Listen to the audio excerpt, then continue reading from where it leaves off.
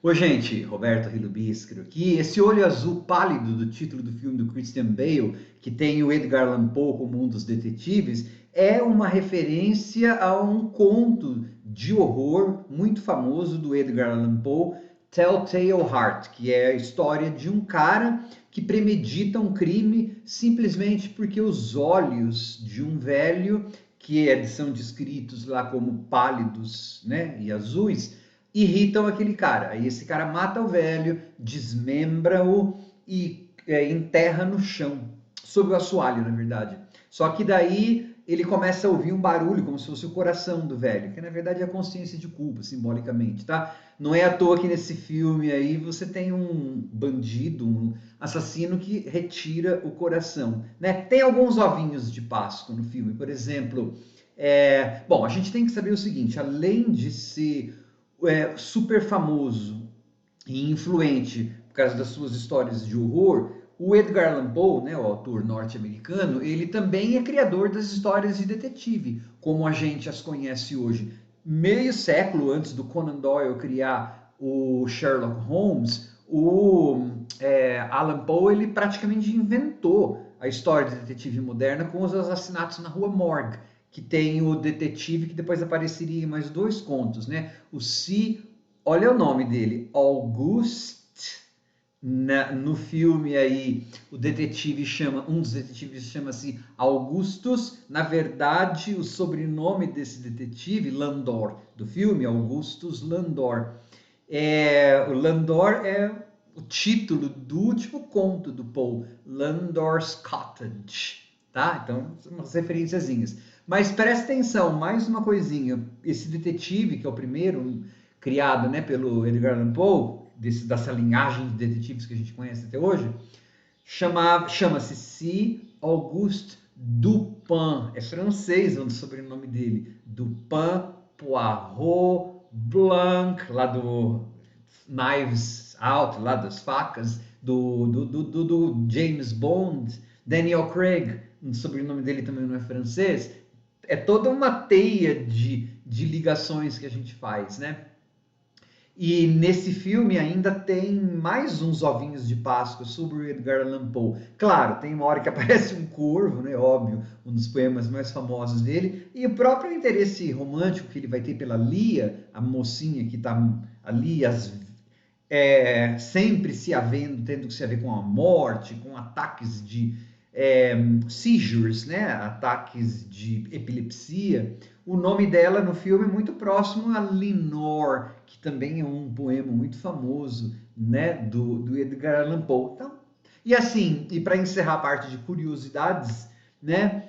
A história se passa na Academia Militar de West Point, que o Edgar Allan Poe frequentou mesmo naquele ano lá, 1830. Ele ficou mais ou menos um ano estudando lá, tentando estudar, né? Imagina que ele conseguiu com aquela disciplina e tudo mais. Ele desertou da escola, foi para a corte marcial e depois foi expulso, tá? Antes de continuar, gostaria de convidá-los a se inscreverem no canal Robertando, curtir os vídeos, compartilhá-los, agradeço bastante. Eu devo confessar que durante o filme todo eu prestei mais atenção, fiquei pensando mais nessas coisas e prestando atenção quando eu percebi que tinha um monte de ator britânico fazendo sotaques norte-americanos, às vezes não tão convincentes, mas quando eu comecei, tinha o Toby Jones e outros atores que não são britânicos, né? Mas você tem o Robert Duvall, tem a Gillian Anderson, que teve uma parte da história que eu fiquei prestando mais atenção nisso, pensando nas ligações que poderiam ser feitas do que na própria história, porque ela é muito falatório, né? Fala, fala, fala, fala. Mas vamos lá, na Academia Militar de West Point, um jovem cadete aparece morto. Acha-se que é suicídio, mas claro que não é. Como que alguém vai se suicidar tirando o próprio coração depois que morreu? Então, aí eles chamam um detetive aposentado, macambúzio, surumbático, casmurro, ele, viúvo e a filha dele desapareceram. Então, ele é caras e bocas de depressão, né? Que é o Christian Bale, que é o tal do Augustus Landor, que eu falei Presta atenção, né, que o detetive do Poe era Auguste Dupin e o nome do último conto do Poe é Landor's Cottage, tá? Bom, esse detetive vai ter que descobrir, com toda a sua depressão e falação, o que aconteceu. Ele vai se aliar ao jovem, promissor poeta, muito melancólico, mas muito falastrão, Edgar Allan Poe, que estava estudando lá. Então os dois vão investigar. E nisso a gente vai ter muita falação, muita falação. Uma coisa que eu não posso negar, visuais bonitos de inverno, tá? Tudo foi filmado mesmo na Pensilvânia, eu li, que é um estado bem friozão.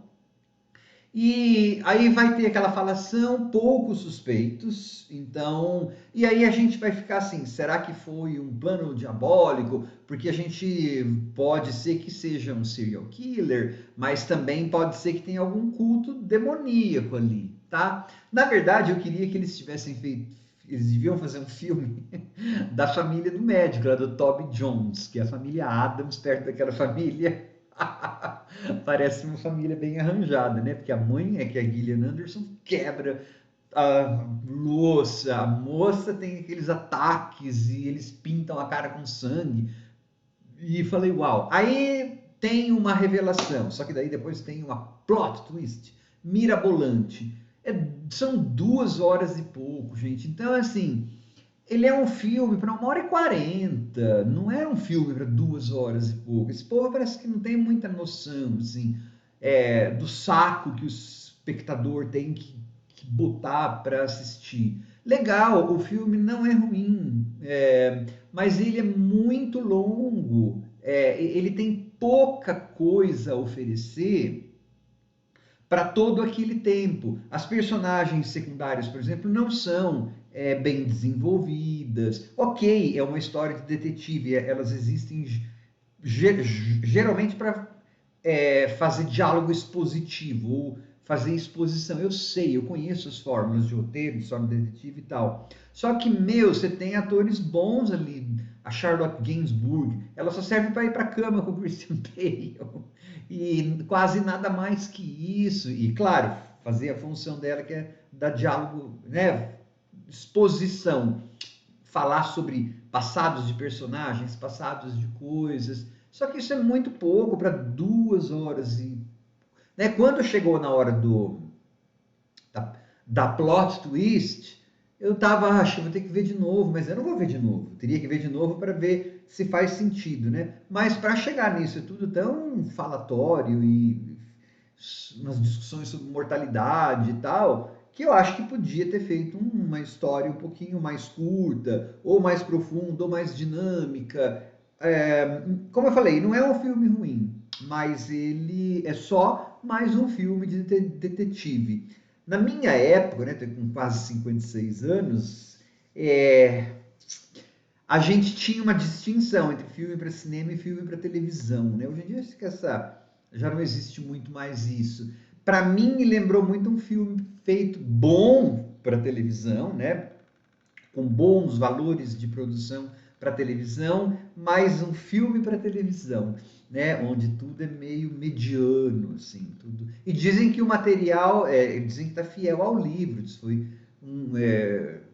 baseado num livro.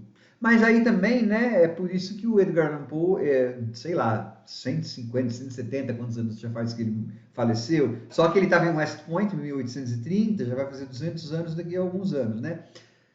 200 anos depois a gente está falando sobre o Edgar Allan Poe, ele ainda está influenciando. Esse livro aí, no qual esse filme foi baseado, certeza que não terá nada de sobrevida. Nada contra, mas é só um negócio, né? Para dizer o meu ponto. Ele é um filme para TV, ele para a gente ver e depois, a não ser que seja muito fã do Christian Bale, aí é outra história. Agora, em termos de filme mesmo, não tem tanta história de detetive melhor. Pô, melhor ver o Benoit Blanc de novo, as duas. Ah, mas é claro, é outra história, é uma comédia, isso aí não é tal. Mas estou dizendo, em termos de você se manter acordado, como o Whodunits, eles são bem melhores, né? Isso aí faltou um pouco de de farinha nessa neve.